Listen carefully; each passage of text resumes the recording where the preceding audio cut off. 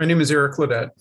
I am Vice President of Research and Development and Director of the newly established Health Innovations Incubator and Technology Center at the Center for Disability Services in Albany, New York. I'm also co-founder and Chief Science Officer of Vivo Medical, a pre-revenue startup also in Albany, New York. And what I'm going to talk about today is the state-of-the-art in smart implants with specific applications in orthopedic surgery. And a lot of this work that I'm going to show you, that is, some of it is my own and was done during the 26 years in my academic career. And so I want to acknowledge my academic affiliations at Rensselaer Polytechnic Institute, the Stratton VA Medical Center, and the Albany Medical College. Also, I'm going to talk a little bit about some technology that was developed in my lab at RPI and ultimately belongs to Insense Medical, which is an early stage startup of which I'm a co-founder and chief technology officer. So what are smart implants? Smart implants are the ultimate diagnostic tool. They are implants that not only have their normal therapeutic, serve their normal therapeutic purpose, but also provide diagnostic information. Once the implant is put into place, then collecting data from them is non-invasive and gives us a way to measure parameters in vivo that might not be measurable any other way, and also allows us to do real-time monitoring as well. Is this a thing of the future? Smart implants here? You know, what's the story with? Well, the idea of smart implants and smart technology has existed for more than 40 years. Hopefully you know what you're looking at in these images. It's Bones McCoy from Star Trek. And what he has, you can see in the image in the bottom left, is a tricorder. And this was a system not only that wirelessly and smartly, if you will, would diagnose the patient, but could also administer treatments wirelessly as well. So the idea for smart implants and smart technology has been around for decades. But you know, how close are we to actually bringing this to market? So let's talk first about application. Couple of applications, examples for smart orthopedic implants, and then we'll talk about where we are in the development process. So a lot of what I'm going to show today is going to have to do with either the knee, the hip, the spine, or with long bones. And so let me start off with an example so we're all on the same page of what a smart implant can do. So if we look at this long bone fracture over here, and this is intended to be a cartoon to simulate a bone with a fracture. This fracture has been plated. There's, in this case, a metal plate that has screws both proximal and distal to the fracture. Plate stabilizes it until bone can grow back across the fracture site. If this is a lower extremity bone, so let's say a tibia or a femur, when the patient steps down on their leg and they weight bear, there are forces that would be transmitted up through the bone. In the early stages of fracture healing, this is completely unstable, and so actually none of the force can go through the bone, and so all the forces are actually transmitted through the plate. However, as this fracture starts to heal, with more advanced healing, more and more of the force can actually be transmitted through the bone, and subsequently less and less is transmitted through the plate. And so, for example, if we could measure forces in the plate, then we can actually monitor the progression of healing this way. All right, so that's one example of a smart implant, in particular in orthopedic surgery. These are not new concepts. Industry is very aware of them. These are actually some images from patents dating back decades, showing different orthopedic applications for smart implants. In both large joints, you can see in the upper left there, figures 8 and 9 are knee and hip, and in smaller joints and smaller applications as well. Figure 10, I think, is a screw for fracture fixation. There's actually ones here for dental implants as well. Of course, smart implants are not limited just to orthopedic applications. You can see endovascular applications here as well, and there are cardiac and all different domains in medicine that utilize or can utilize smart technology. But we're going to focus on smart orthopedic implants. This term was coined by Franz Burney, who was largely a pioneer in this space This paper was published in the year 2000, and he reflected back at that time on 30 years worth of smart implant use, and in that at that time coined again this term smart implants.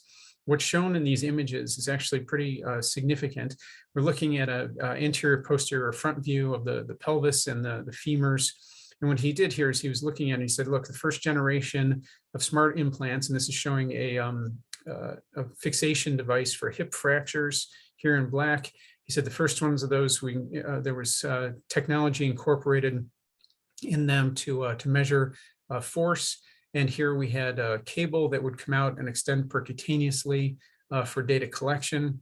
Second generation shown over here, that same cable, but was attached to a data logger that was worn by the patient. The third generation, which is what he was describing at the time this paper was published, this is what state of the art was. And this is where we had still a lead wire and electronics, but that this was all housed inside of the patient. And what he envisioned back in the year 2000 was that all of the electronics and everything would actually be incorporated inside of the implant itself. So that's more than 20 years ago now, and this was Bernie's vision for the future. So we've had smart implants as research tools for decades, and they've been making their way towards clinical practice over the years. There have been a number of reasons why this evolution has been slow, and I'd like to walk through it. And a lot of it has to do with the technology underlying the smart implants themselves, going from wired technologies to wireless, but with batteries and telemetry, to wireless and batteryless, meaning things that are powered from the outside by radio frequency communications. So wireless and batteryless, but with telemetry. And then where we are today, which is wireless and batteryless and telemetryless. And I'll explain a little bit more about what that means in a few minutes. As we have evolved from research to clinical practice, a lot of the research, and I'll show you this in a minute, these are very complex systems making it comprised of a lot of different components. And the complexity makes them potentially prone to failure. Whereas more recent attempts at smart implants are much more simple, and because of the simplicity, they're very robust as well. And of course, the technology has gotten smaller and smaller over the years. Some of what I'll show you from the decades ago was on a centimeter scale. Now we're at the millimeter scale and even sub-millimeter, heading towards micron scale now. And of course, looking at the research tools and the custom implants that were used for research, those are all very expensive. And now as we move towards commercial applications, batch fabrication, and newer technologies for fabrication, these have become a lot less expensive as well. So if we go through and we start sort of where the history starts back in the 1960s, some examples of wired implants. What we're looking at here is total hip replacement, the femoral component of total hip replacement. This was a modular system, and what the researchers did is they went and they hollowed out this middle section of the femoral component, and they mounted what are called strain gauges to the inside of the implant. Strain gauges are small sensors that require that are bonded permanently to the inside of the, in this case, the implant. They have lead wires that connect to them, and they require a signal conditioning circuit. So they require significant modification of the implant and electronics to be housed local to the strain gauges, usually with lead wires connecting the circuit to the strain gauges themselves. So what they did was attach these strain gauges to the inside of the femoral component, and then they had a lead wire that was intended to extend percutaneously so that they could hook up to a data logger. And the idea with this design was that there was a sharp edge that was left on the femoral component here, so that a few days or weeks after the patient had their surgery, when the data collection was completed, they could just tug on the cable and it would be cut, and they could pull it out. If you read here a quote from the actual article, in practice, this did not occur, and an incision had to be made to remove the wires for most of the subjects. Likewise, in 1960s, this is a scoliosis application. As you can see in the X-ray image shown here on the right of the thoracolumbar spine, This typically was done as a two-stage procedure back in the 1960s. And the surgeons would go in, they would expose the spine, they would partially correct the deformity, and then put one of these, what we call Harrington rods, to help stabilize the spine. And then typically what would happen is a couple of weeks later, they would go in and do a second surgery to continue the correction and put a more definitive fixation in. And so what these authors did, again, is they mounted strain gauges onto the Harrington rod, this implant here, and then had a lead wire that was connected to this cable that extended percutaneously. And they were able to measure for those 2 weeks after surgery what was going on in the spine with respect to loading and other parameters like that. So just a couple of examples of wired technology. Moving then on to wireless, but with batteries and telemetry. So what we're looking at here is a fracture fixation implant for hip fractures. And what you can see is that the investigators here went in, they actually hollowed out, they made a channel in the implant. In that channel, they put the strain gauges, they put the electronics in there, and what they did was put basically the equivalent of watch batteries in there as well. After that, everything mounted inside of the recess that they made in the implant. They then filled it with epoxy and silastic, basically silicone, in order to encapsulate the electronics. So there's a lot of limitations to this. Obviously, one of them being the battery life is very limited, but the major limitation here, in my opinion, is hollowing out and making the significant modifications to the implants in order to house the sensors and the electronics. Likewise, and this is actually from that paper by Bernie that I showed at the beginning, where they've hollowed out a small section. This is a different type of implant for femur fractures, but they've hollowed out a smaller section here of it. You can see that all the complexity of the electronics in here. Strain gauges are mounted in here, and then they have a pass-through coming out of the implant to this lead wire that leads to this antenna for communications with the outside world. So again, significant modifications to the implant, significant complexities to the electronics. These are some images sent to me by John Zivek at the University of Arizona. We're looking at the tibial component of a total knee replacement. You can see the electronics here zoomed in with effectively what is a watch battery for power.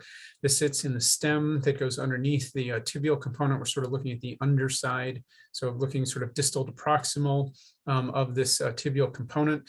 The idea is that the lead wires would go through this opening in the top of the tibial component here and attach to strain gauges that are mounted to the polyethylene component of the total knee. And again, this is just prototypes here, but you get the idea of what these circuits look like and the required modification to them. This is some of our own work looking at spinal implants. This was developed for a preclinical model, so an animal model. You can see these are spinal implants. We have strain gauges mounted to them, lead wires going to a telemetry system that's powered by a battery. For scale, this is about the size of a AA battery. And this was then encapsulated in a silicone-filled pouch for protection from the body. So again, a lot of complexity and limited life with the batteries. As technology has evolved, the size of the circuits has gotten smaller, the complexity has gotten a little bit smaller. And you can see this concept in a total hip replacement, but again, still requiring a trough or a recess to be manufactured here to integrate the electronics into the prosthesis. So some examples of wired, then wireless with batteries and telemetry. If we go to wireless and batteryless with telemetry, these are systems that are powered through inductive coupling. So that means an antenna on the outside generates a radio frequency field.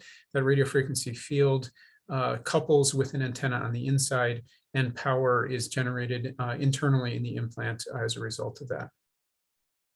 So an example, and this dates back to the early 1970s, which I think is remarkable. Again, looking at a scoliosis implanted Harrington rod here. And what you can see in the X-ray is the circuit that is doing all the signal conditioning. You can see the lead wires attaching the electronics from the rod to this component here, the signal conditioning component. And then what you can see is an antenna This is a loop antenna. Again, this was implanted into the patient and is intended to communicate wirelessly with the outside world via an external antenna for power and for coupling to transmit data. This is one of my favorite ones. This, again, is a total hip replacement. And what they did here is they took the large volume contained within the head of the femoral component, and they actually placed no fewer than 5 circuit boards inside of there. So they capitalized on the large volume and filled it with all the complexity needed for the signal conditioning and communications and telemetry from the strain gauge sensors that were mounted on the inside as well. More modern era technology has gotten smaller. This is a group, Rollman and Bergman, out of Charité Hospital in Berlin, perhaps the best series of smart implants in research. This is a spine application. Again, we're looking at a posterior view of the lumbar spine. These are more modern fixators for facilitating a spinal fusion. And what they've done is gone in and hollowed out part of the fixator. There is a loop antenna that is down here that's used for coupling with that outside antenna. That outside, the coupling with the outside antenna generates power, and then the system, along with the strain gauges and signal conditioning, is housed in here. This is giving you an idea of the complexity of the system, just a schematic of what's going on. All the actual complexity is here inside the integrated circuit. And I'll show you an image of what the IC looks like in just a minute. This is an example in fracture fixation. This is an intramedullary rod. So for a fracture, in this case of the femur, this patient would have an intramedullary rod placed in the intramedullary canal, so down the middle of the bone, to help stabilize the fracture. So this would be sitting in the thigh of the patient over here. And what the researchers did was they actually they cut the rod down the middle.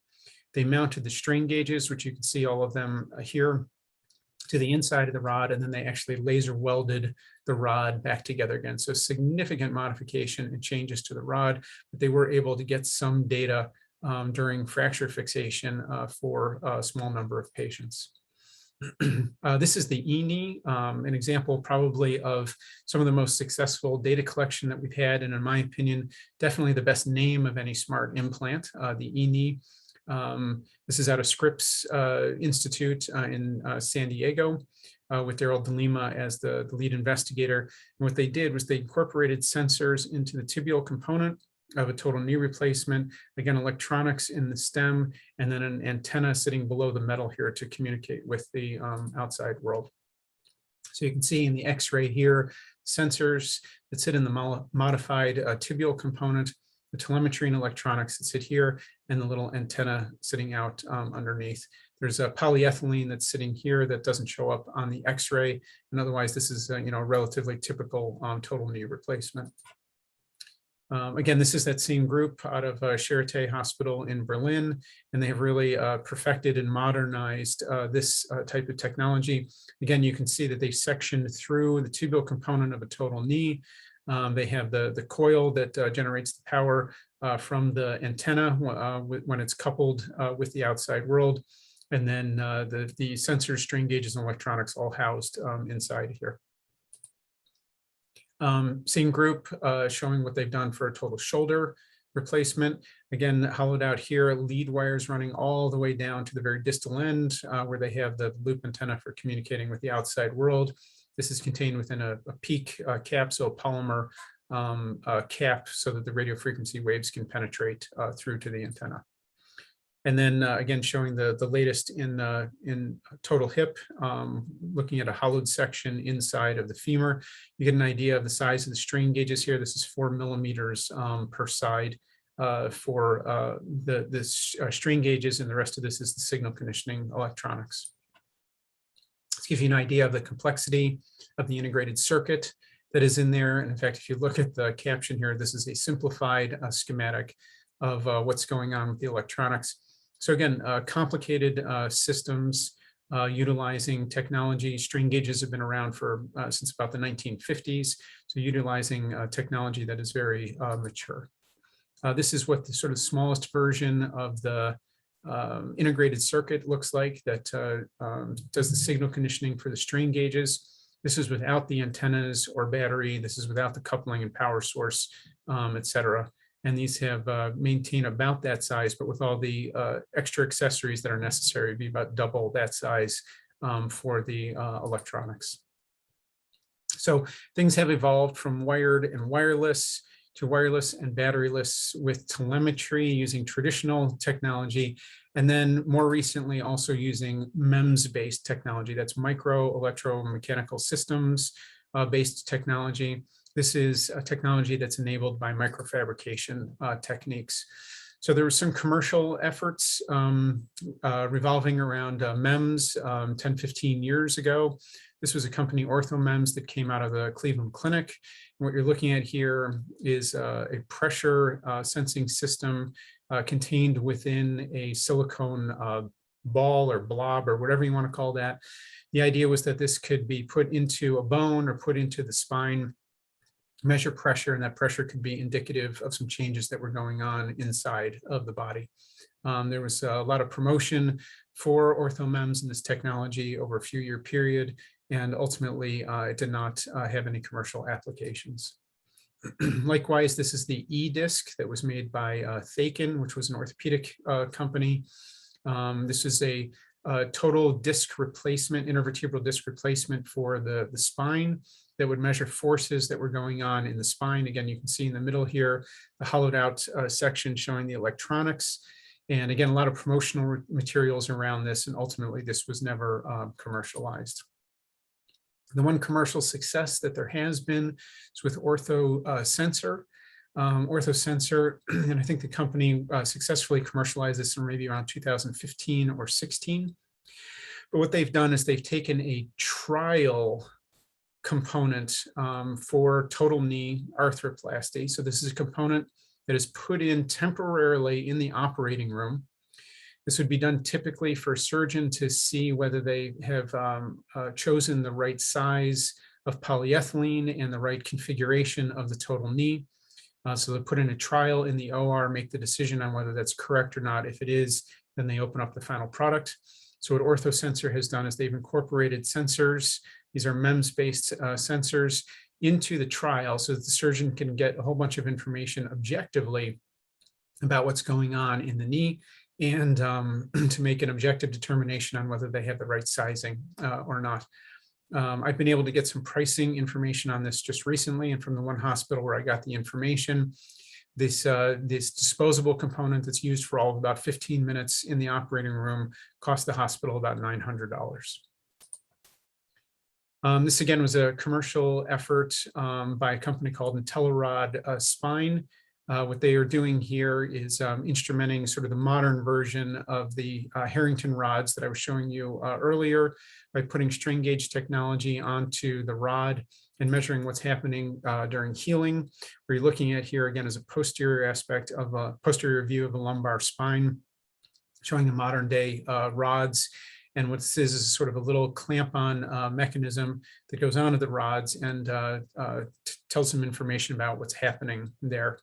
As recently as 2020, this company was still looking towards commercialization. In 2021, it's my understanding that they no longer are looking to commercialize, and that the company does not exist anymore and is looking to sell their intellectual property now.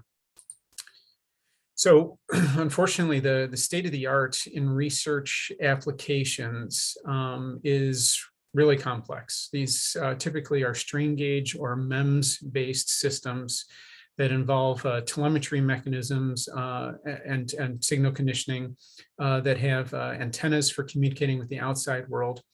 Every single one is very expensive, typically in the order of thousands of dollars. And what I think is actually most important is that currently all the technology requires modification of existing implants. And when we're talking about looking at applications in clinical medicine, having to go in and make custom modifications to every implant certainly is not practical. If we look at all the patients over the decades that have received some version of a smart implant, my estimation, and this is unofficial, but my estimation is that it's around 120 patients total with all the different studies that have been run. And I think that's largely because, that this has not made it to commercial application and into clinical practice because of the complexity of the systems. That complexity makes them prone to failure. It makes them very expensive. And so going forward in the future, having systems that are simple and thus more robust, I think is absolutely key for this. So what I'd like to do is to talk about generation where we are right now, the wireless, batteryless, and telemetry-less systems. Some of my own research has overlapped into this area, and so I'd like to share with you a little bit about what we have been doing as well. So several years ago, we developed a new type of implantable sensor that we believe is an enabling technology for smart implants. The sensors are simple, they are wireless, they are batteryless, they are telemetry-less. They in fact have no electrical connections and have only 3 components total, which I'll explain more in a second. They're small and simple, and for manufacturing prototypes, the cost is actually less than $1. So what you're looking at in the image on the right is one of our very first prototypes. These first prototypes were actually made by hand in my lab at RPI, and the total cost of materials in that fully functional wireless force sensor right there was about 40 cents. So we have evolved this over the years, and I'll show you a little bit about what we have been doing. And this is a platform technology where we can measure several different things, including force, pressure, temperature, pH, and antigens. And I'll show some examples of applications for each of these. So let me explain quickly how the sensors work and what the technology is. So sensors are effectively just 3 components: 2 pieces of bread, if you will, and meat. So they're sort of like a sandwich. The 2 pieces of bread are 2 flat Archimedean spirals. So they're these coils here. They're placed parallel to each other. And the meat, if you will, of the sandwich is an intervening dielectric. So it's just an insulator. And it's an insulator where the mechanical properties of the insulator are very important. When these 2 coils are placed in parallel with each other with an insulator, a dielectric in between, they take on the electrical properties of this circuit right here. And if you remember back to physics, this is an inductor capacitor circuit, which is what we call a resonator circuit. And so the way that that works is sort of analogous to a tuning fork. So if I take a tuning fork and I bang it on the table, I add mechanical energy to it. And when I do that, the tuning fork will vibrate or resonate at a specific frequency. And that frequency is proportional to things like how long the tines are and what material it's made out of and things like that. And of course, if it's a useful tuning fork, it will resonate, it'll vibrate in the audible frequency. So you can hold it up to your ear and say, okay, that's a B, and I can tune my guitar or whatever. So our sensors work in a similar principle, except instead of adding mechanical energy to it, we add radio frequency energy to it. So when the sensors are introduced into a radio frequency field, which is generated by an antenna, the sensors will resonate. And the frequency at which they resonate is proportional to both the inductance and the capacitance. And the only thing that's important there to understand is that the capacitance is dictated by the distance between the 2 coils. So as the distance between the 2 coils changes, the frequency will change. All right. So a change in geometry of the sensor will change that frequency, and we can read the frequency with an antenna. And so as the sensors, the 2 coils in the sensor get closer together, the frequency goes up. And as the 2 coils in the sensor get further apart, the frequency goes down, and so on. And again, this can be simply read using an antenna. The sensors are simple, again, just 3 components, the 2 coils and the intervening layer. The complexities in the external electronics. And as you'll see in some of the images and videos I'll show in a minute, we use something called a network analyzer to communicate with them. It's sort of akin to an oscilloscope, but for reading wireless signals. There are also handheld versions of this, which we have used and developed as well. What we see is what we call a dip. When we look at the spectrum associated with the signal, the wireless signal coming out of the sensor, and the resonant frequency is represented by the bottom of the dip. We have different antennas that we have configured with my collaborators to try to optimize communications with the sensors and to be able to read them in different applications. And these are what sort of the dips look like: an ideal one shown on the left, a more realistic one shown on the right. And from these, we can know what frequency the sensors are operating at. One of the great things about this technology is that we can read multiple sensors simultaneously. So for example, in this schematic, if we had a total knee component and we wanted to put 4 sensors in it, we could do that. This is actually an image of showing 3 sensors and their resonant frequencies represented by the 3 dips there. The type of coupling is actually magnetic. It's magnetic field, what we call near field coupling. And so because it's magnetic field, air, bone, saline water, soft tissues have no effect on the communications because the magnetic fields penetrate right through. And so this is good for implantable applications, obviously. Here's some images of some of our very first prototypes. Again, these are not implantable grade. They're made out of copper, and these were fabricated manually just in a research lab. And again, as I said, this is about 40 cents worth of material for a fully functional wireless force sensor. We have evolved the technology so that now we use microfabrication techniques. We can generate the geometries using CAD and either make them on wafers or using techniques that are common to printed circuit board fabrication. What this means is that we can make them in all different shapes and sizes and aren't just limited to the discs that our original prototypes were. This is an image showing a wafer with a whole bunch of different coils on it.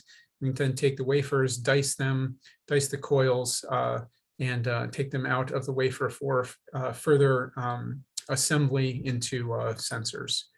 Again, showing some of the different techniques for batch fabrication here, which makes it much easier to make the sensors and lowers the cost.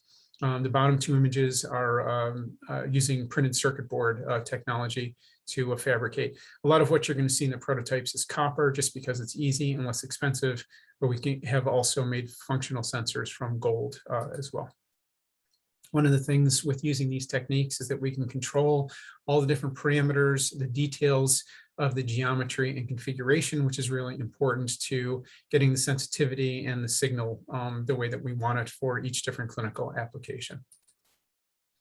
Here you can see some of our more contemporary sensor prototypes. Again, these are copper, but we have comparable ones that we've made out of gold. And you can see what we call in the top image a halo, in the bottom left image a stadium, and then one of the smallest of the disc-shaped sensors that we have made on the bottom right. Again, different configurations. You can see the penny for reference in the different images here. We also have made sensors on polymer substrates, which gives them 2 properties that are very interesting. One is that they are extremely thin, so they're about 150 microns, and the other is that we can make them on flexible substrates for applications where the sensor might actually be deformed while it's having to measure and transduce whatever it's measuring. All right, so let me explain how this works as a force sensor. So if a force is applied to the sensor as shown, and the material for the intervening layer is deformable, then this force will cause a change in the distance between the 2 coils.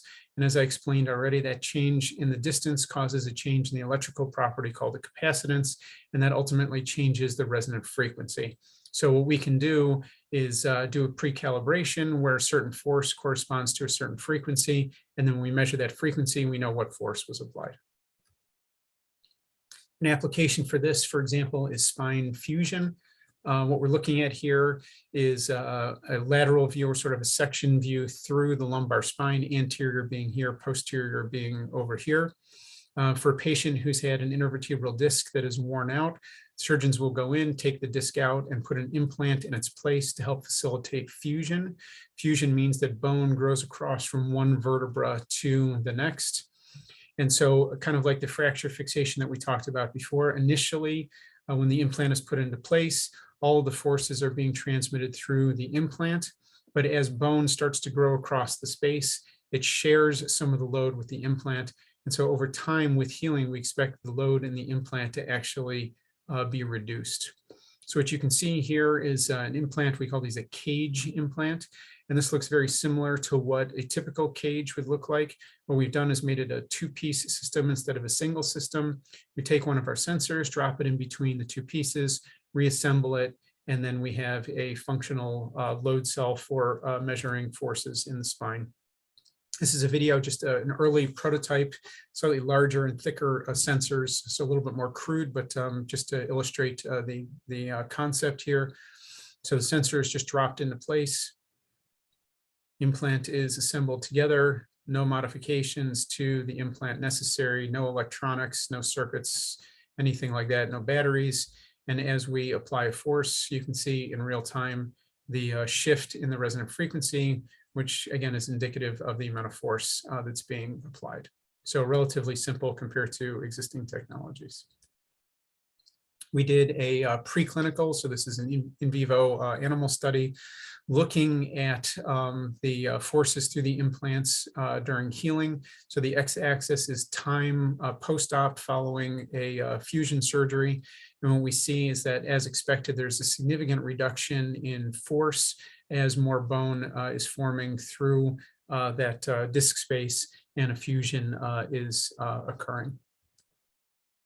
One of the other applications is in the knee. You can see here an application where you can see a sensor on a tibial component of a total knee replacement, and showing one of our very early sort of crude prototype antennas with it.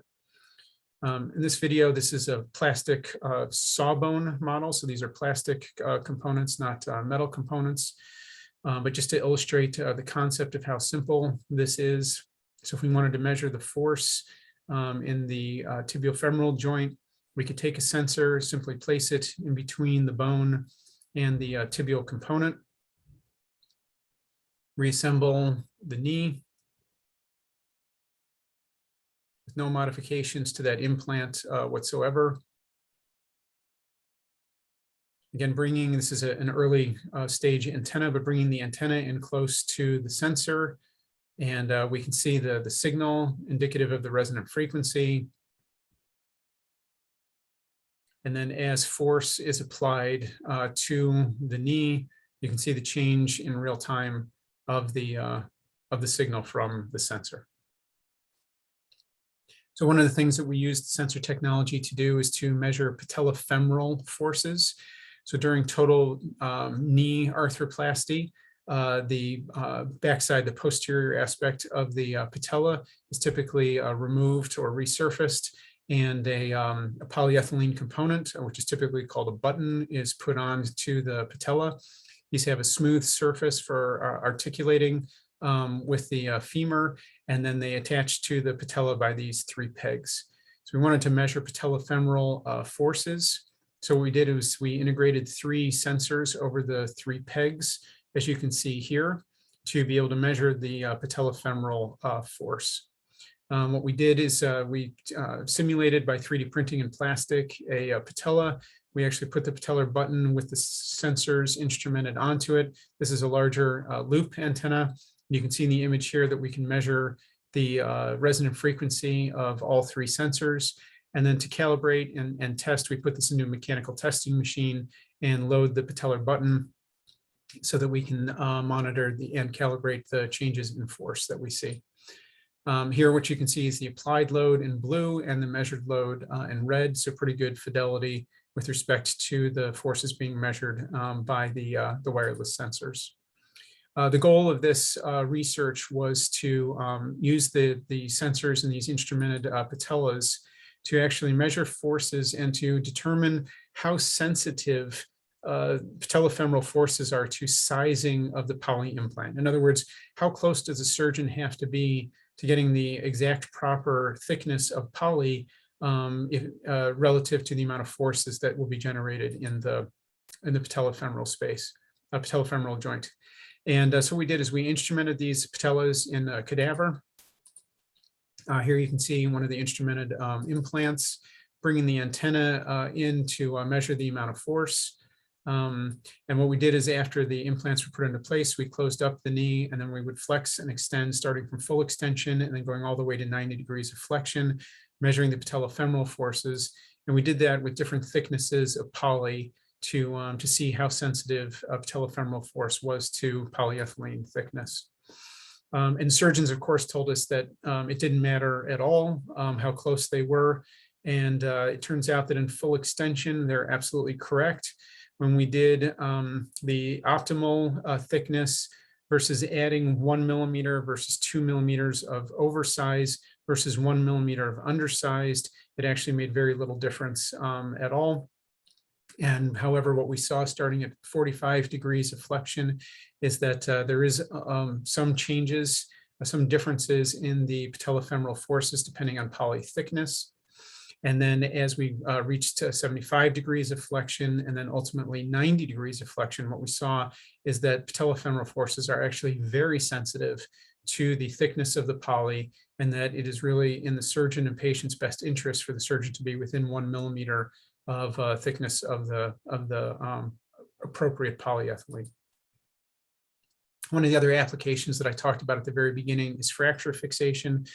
So again, looking at the schematic here, where we have a bone that's fractured and a plate that is stabilizing it. Initially, if the patient weight bears, all the forces go through the plate and nothing goes through the bone. However, as the bone starts to heal and a callus forms there, a little bit of force will be transmitted through. As the callus matures, more and more force will be transmitted through the bone, and subsequently less and less force will be transmitted through the plate. This has been attempted in the past using strain gauges on the plates, as you can see here. And again, these require permanent bonding of the strain gauge to the plate, lead wires connecting the strain gauge then to a signal conditioning circuit. So what we wanted to do was to make what we called a smart plate add-on, something that didn't require any modifications to the plate.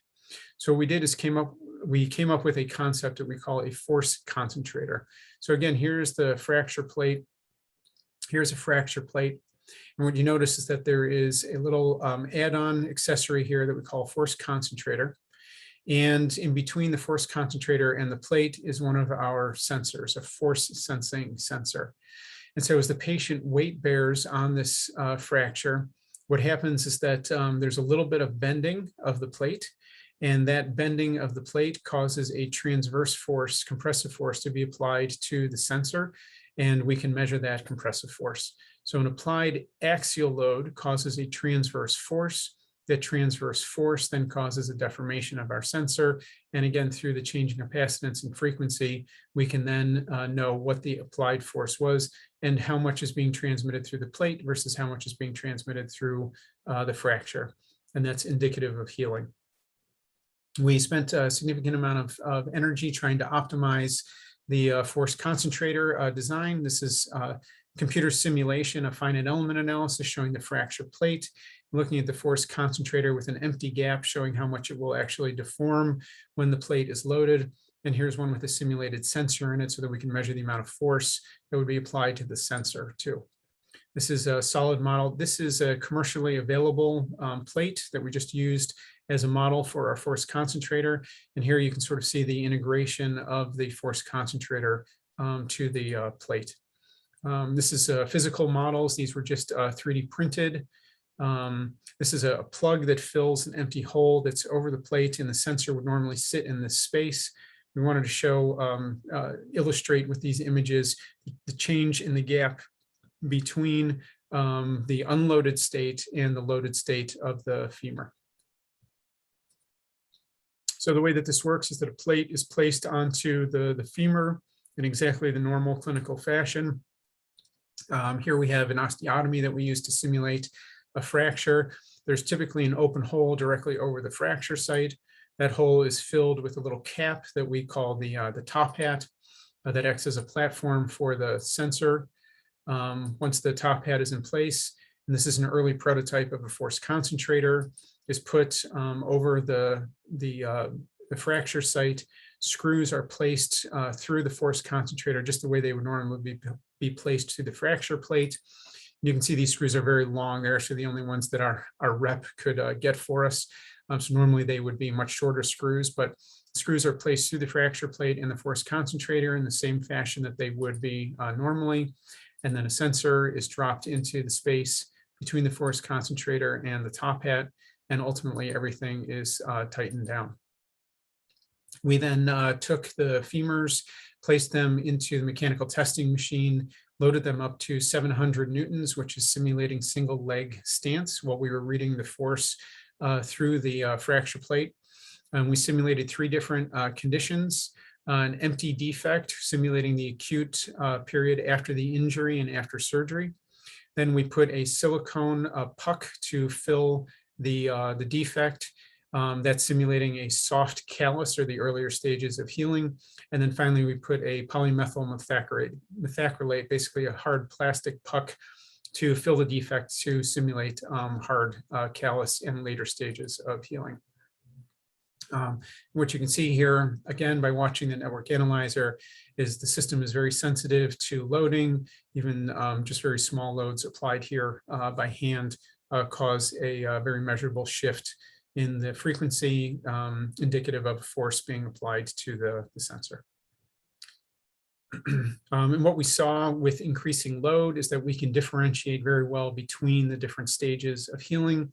For example, when 300 newtons of applied load was imposed on the femur, and so this is indicative of sort of partial weight bearing on one leg, what we saw is that there were highest forces in early stage healing when the gap was empty, and there were lowest forces being transmitted through the plate when we simulated the later stages of healing. So this was expected because there's more load sharing going on, less force being transmitted through the plate with the advanced stages of healing.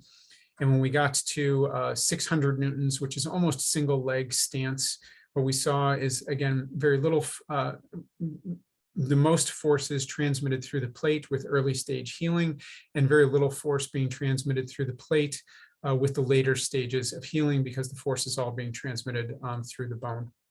At single leg stance, we saw significant differences between the 3 phases of healing. And so this suggests to us that the smart plate would be sensitive to distinguishing the progress of healing for a patient. So one other clinical application quickly is measuring intracompartmental pressure. This is very important in orthopedic trauma. When a patient has a blunt injury, blunt trauma, and significant soft tissue damage, this can cause edema, can cause swelling. If a lot of fluid ends up building up inside of a myofascial compartment, the pressure in the compartment will go up. And if the pressure in the compartment gets close to or exceeds blood pressure, then perfusion to that compartment and all the tissues contained within can be compromised.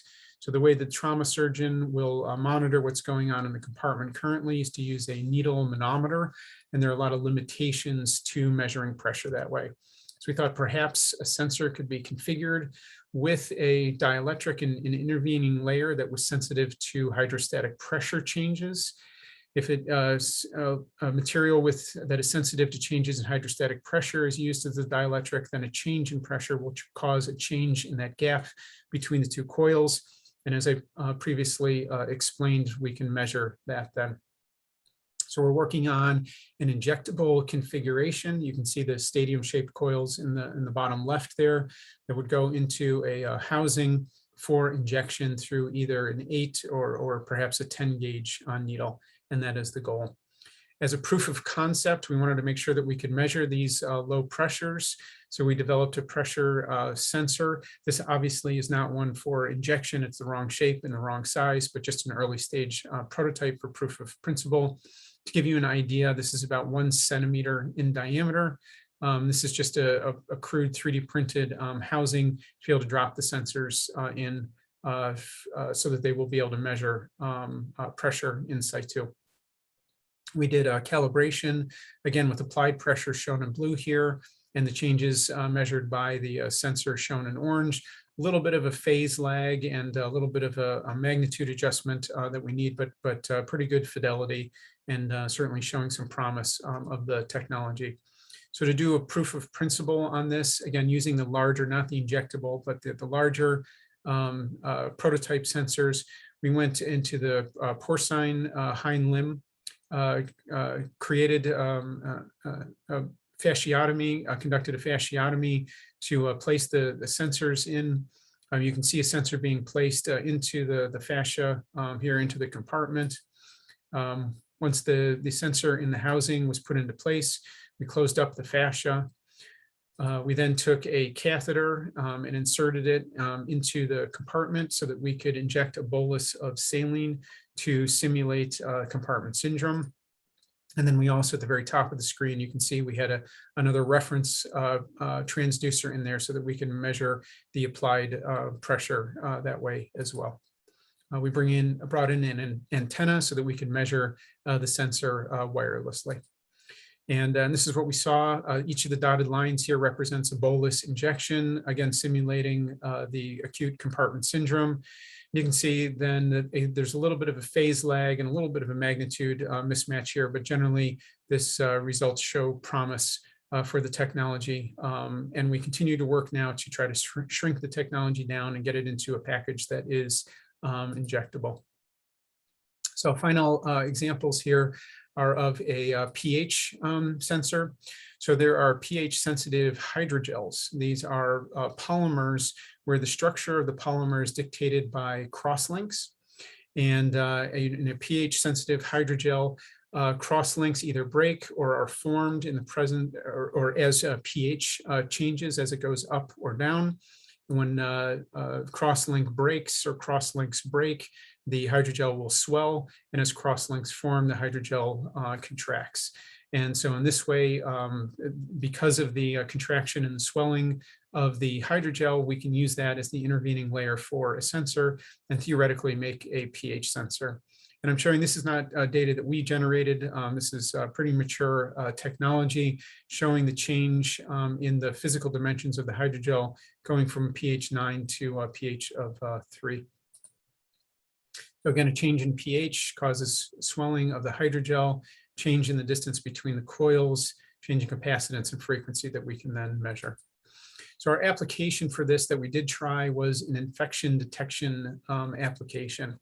This is a antigen sensitive hydrogel where the crosslinks are antibodies, and in the presence of an antigen, the antibodies break off of the hydrogel, causing the hydrogel to swell. And so what we did is specifically looking at the antigen antibody pairs that are specific to Staphylococcus aureus, which is the most common pathogen for orthopedic infections. And so again, in the presence of a staph, the hydrogels swell as the crosslinks break. So the presence of the antigen causes that change in a gap between the two coils and ultimately changing the resonant frequency. We were able to make some of these hydrogels. Again, this was mature technology, nothing new that we did there, just replicating the work of others. But we were able to fabricate antigen sensitive sensors, and these were functional in the lab. However, the amount of antigen that needed to be present in order for us to measure, in order for us to get a finite amount of swelling that we can measure, was supraphysiologic. And so we don't think that these are feasible as a technology for in vivo use. So I've given a couple of different applications of smart implant technology, talked a little bit about the evolution of the technology. In spite of 4 to 5 decades worth of research in these areas, the number of clinical and commercial applications for them are still very limited, but there's a lot of work that continues to go on, both in academics and in industry, to move these to the clinic. So indeed, our lives are enacted within an intricate web of increasingly smart technologies. And now these technologies are performed not only for us, but also on us and within us, chipping away at the inaccessibility of our internal bodies. So with that, I'd like to acknowledge all of my collaborators and co-investigators who have helped to develop the technology and in a lot of the applications that I've shown you today. And I'd like to acknowledge the funding agencies who have helped to underwrite the costs of the work that I've shown you. So thank you very much for the opportunity to talk about smart implants in orthopedic surgery.